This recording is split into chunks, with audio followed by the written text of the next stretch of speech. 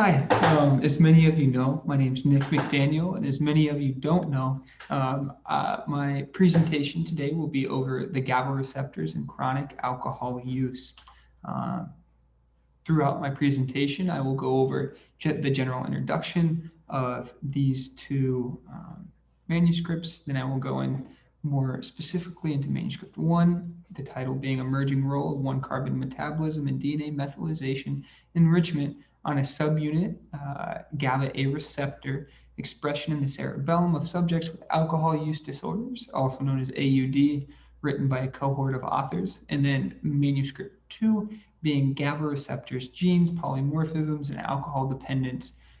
No evidence of an association in an Italian male population. And then I will go over overall conclusions, and then I will go over some limitations that each manuscript has.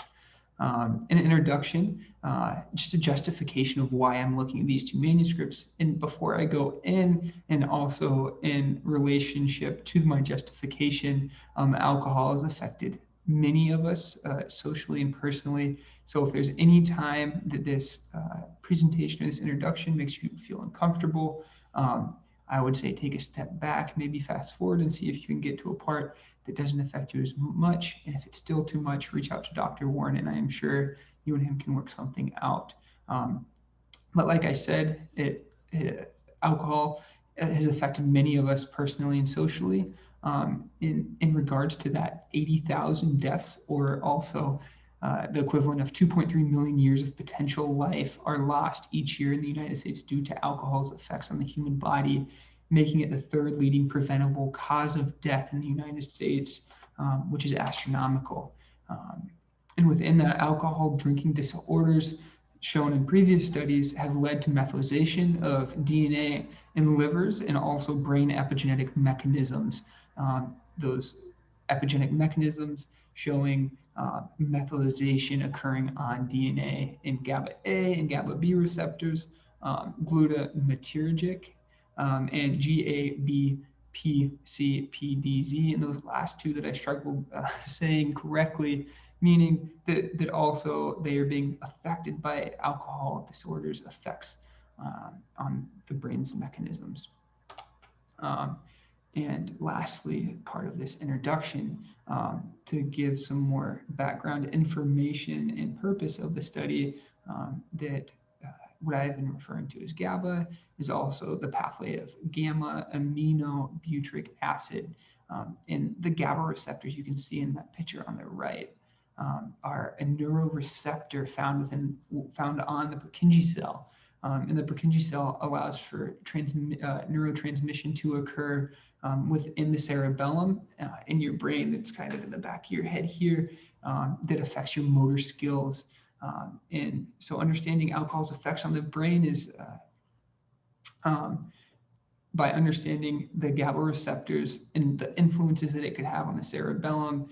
It can help us understand any underlying behaviors, the reasons for those behaviors due to alcohol use, and also neurological effects caused by alcohol use as well. And with that being said, by understanding those mechanisms and possible explanations, it could help to for medical intervention to take place, whether it being preventative or prescriptive methods at helping the alcohol issues and effects on the body.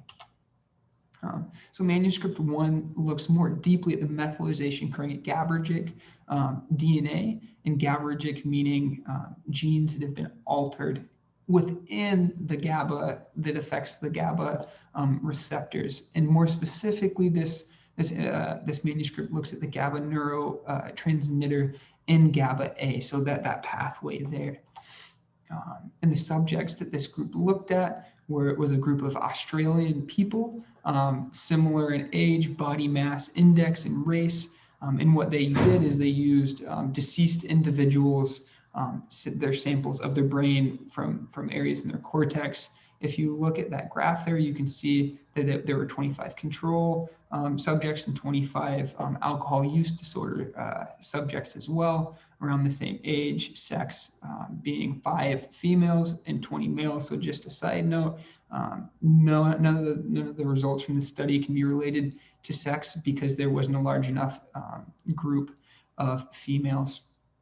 And again, continuing and seeing the comparison of those demographics within the subjects.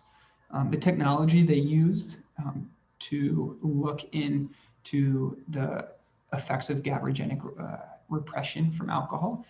They used the reverse transcriptase, quantitative PCR, and I believe Dr. Warren had recently talked about that. But just a refresher, what that reverse transcriptase does that makes it different from other PCRs is it takes RNA and creates a complementary strand of DNA, and then PCR does its magic multiplying that DNA that was created from the complementary strand, and they use the SYBR green mix to do so. And the end product is something similar to what we had with a copious amount of DNA produced from that PCR. And then they use primers looking for non-intron sequences on those genomes, because the non-intron sequences are what are going to be, the exons, right, are going to be affecting protein production, meaning different functions and expressions in genes. And then lastly, they use the QIA AMP DNA kit for DNA extractions. I won't go much into that because it's DNA extraction. We had done that in class. And then the methylamp global DNA methylation quantification ultra kit, which is a really interesting mechanism that uses optical density to look at the methylation levels on DNA. So the light refractions that come back off of the DNA shows signs of how much methylation has occurred on the DNA. And on the bottom left, you can see a graph showing what that would look like, with the methylation having that standard curve showing how much methylation is occurring on that DNA relative to the unmethylated control. You can see on that bottom line there. So the results that they got from that study were GABAergic genes showing expression in mRNA, with a significant reduction in mRNA for GABRD, which is a gene related to GABA, right? But what's significant about that is other GABAergic genes that fall within that realm. You can see here GABRA6 and GABR1 show no significant signs of mRNA expression, meaning the methylation that is occurring in DNA is not affecting them, but only specifically GABRD with a p-value of 0.022, meaning there's a significant difference between our alcohol, the AUDs, and then there's no significant difference in that GAB, the other two genes, which is saying that there's a link between methylation. Now there's a link between methylation occurring within that set of genes, linking it to the pathway, linking alcohol usage to that pathway and the negative effects of it. And you can see that here at the base pairs of -633 and -414 base pair, with a p-value of 0.027, saying that there's high levels of methylation, showing that, or making sense of why there would be a reduced expression of mRNA on that GABRD gene. And then also, again, at the base pair, -346, -153, showing again a high level of methylation occurring at that base pair, showing that there are negative effects of methylation occurring on that set of genes. And what that means in conclusion is that alcohol disorders can create methylation of DNA in the brain, and not only just in the brain, but methylation on GABAergic genes that were shown with methylation occurring on one of those genes within the GABAergic gene set. And what that leads for the possibility of is a reduced functionality in the Purkinje cell, meaning a reduced functionality in the cerebellum, making us understand a little bit more about alcohol's effects on the human body and any behavioral and neurological symptoms that come with it. So future studies could study alcohol-induced methylation in other parts of the brain, saying that, hey, it happens in the liver, it happens in the cerebellum. Are there other parts of the brain this methylation is occurring, gene repression, and making more sense of what occurs to the human body due to chronic alcohol use. But what they could also look at are specific sites of gene repression within the GABAergic genes, and that is exactly what manuscript 2 does. It looks at specific sites of gene repression on the GABAergic genes, and in specific, they look at the studying gene repression in GABA A and GABA B receptors. And out of that, they looked more specifically at a number of single nucleotide polymorphisms within GABA B, because there's a lack of studies on alcohol's effects on that receptor. And what they looked at are single nucleotide polymorphisms. Again, any morphisms that are occurring on just one base pair. And they looked at SNPs under 3 different sets of genes that are found in the GABAergic genes. So the subjects they looked at were 368 Italians, 186 alcohol-dependent individuals, and then 182 control individuals. They were all above the age of 25 years old, creating some consistency, and also from the same region, because the study is looking at, they're comparing what their subjects or their populations in the study, what their single nucleotide polymorphisms are in comparison to the rest of that region to make sense of any significant differences. And then they rejected any psychiatric, neurological, or medical disorders, so there was no discrepancies in any causations of these morphisms in the brain. And how they did that was looking at toxicological clinical examination. So they took blood samples and then a genome DNA isolation and extraction, and you can see that on the bottom left on how that would work. They would take that blood sample, add a lysis buffer to it, they would mix it up in that automated 96 well plate, and then they would add their PCR reagent, and mixing that, creating an amplification of that DNA, and then using the Genome Lab SNP stream high throughput 12-plex genotyping platform to really just take a look at what SNPs are occurring on that DNA. And then they set those SNPs in correlation with a Hardy-Weinberg equilibrium, putting a relation or looking at the regions commonly occurring SNPs and the set that they're looking at in the experiments SNPs that are occurring.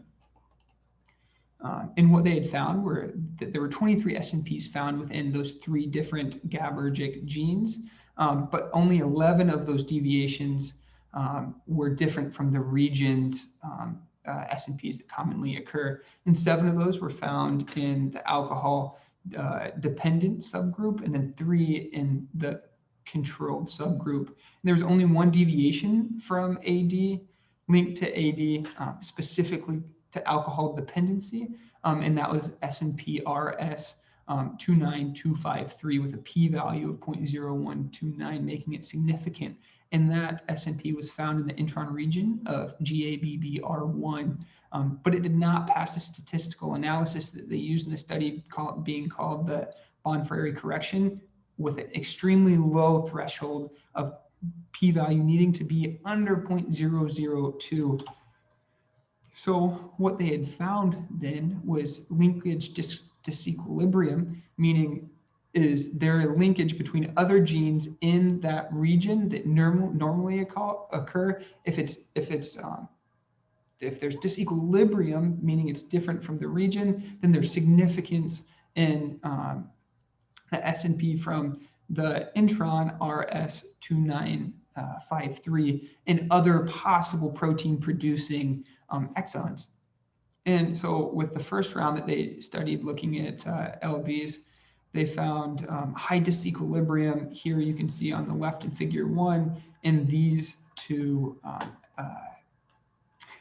SNPs. And but both of those SNPs here were also found in the control group, also occurring. So they used another set of SNPs to look at, are there any correlations between the linkage disequilibrium of RS2953 and other protein producing SNPs. And what they did find is they tested again with these other ones that weren't found in the control subgroup. And they did find a LD disequilibrium in, over here you can see in 29267, which was a protein producing exon. So what they then did is, due to the highly conservative correction of the Bonneferri correction, they ran another study of 47 alcohol-dependent individuals to see is there any significance of correlation between protein production, exons, and the intron, the SNP RS2953, and anything that could be happening genetically of significance. And what they found is there was no correlation in that study of those extra 47 with a p-value of 0.766. And that was a lot of numbers and things being said, but what it comes down to is there was no correlation between alcohol dependency and any certain SNPs that they had studied. And also there was no correlation between alcohol dependency and the SNPs they looked at within the GABBR1 that codes for GABA B receptors. But it doesn't disprove that other SNPs are linked to alcohol dependencies, and it also doesn't disprove that alcohol dependency in GABBR1 are not related. But it does mean that there could be more studies at looking at different SNPs that occur within GABAergic genes. So in conclusion of the whole, right, chronic alcohol affects GABAergic genes. That chronic alcohol does affect GABAergic genes, and we saw that in manuscript 1. And what that does is open the door up for questions and saying what genes are being repressed due to chronic alcohol use, and what are the effects on the human body. And manuscript 2 looked at answering the question 1 there being what genes are being repressed by looking at SNPs, and they found no correlation with the SNPs that they had looked at. But it doesn't mean that there's not other SNPs that are showing gene repression due to chronic alcohol use.